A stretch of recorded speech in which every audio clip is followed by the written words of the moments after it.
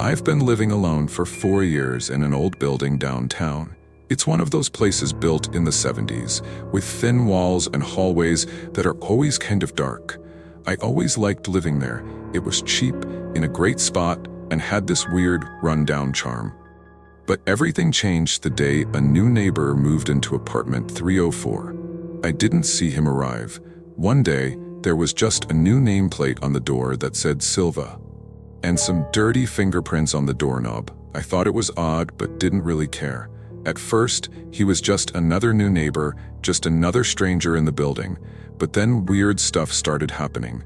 At night, when I was watching TV or reading on the couch, I'd hear heavy footsteps in the hallway. Slow, deliberate steps. They always stopped right in front of my door. Didn't matter if it was midnight or 3 in the morning, the steps would just stop there for minutes.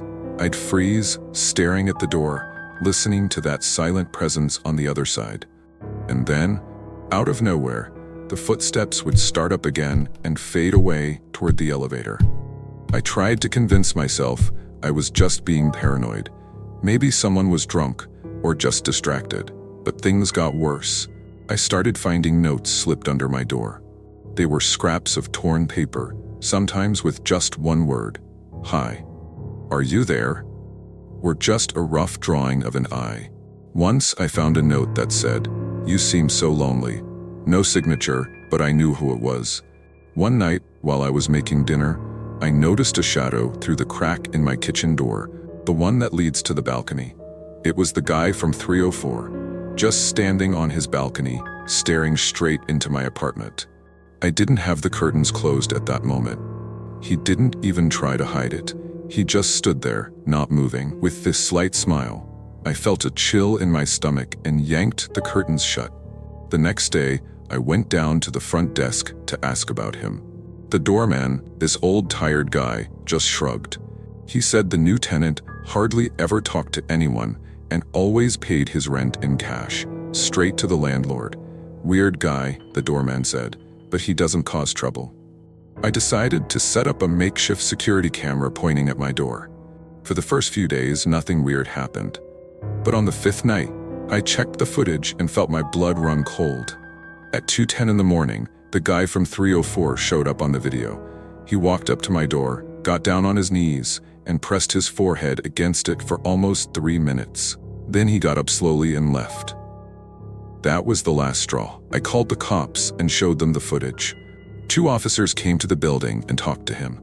But since there wasn't any real threat or crime, they just filed a report. After the cops left, I got another note. "Why'd you call them? I just wanted to talk." Over the next few days, I started hearing whispers through the door. Muffled voices, like someone was sitting outside, mumbling to themselves. I started sleeping with a knife next to my bed. I barely ate, barely worked. Then, one random night, the worst happened. I woke up to a loud crack, then a creak. Someone was trying to force my door open. I ran and called the cops while pressing my body against the door to hold it shut. I could hear his heavy breathing, the sound of metal scraping against the lock. It felt like forever before the cops finally showed up. When the siren started and noises stopped, he got arrested that night. They found a crowbar and a kitchen knife on him. I don't know what he was planning, but ever since then, I never sleep without locking everything with extra bolts and chains. Even now, whenever I hear footsteps in the hallway, my heart starts racing.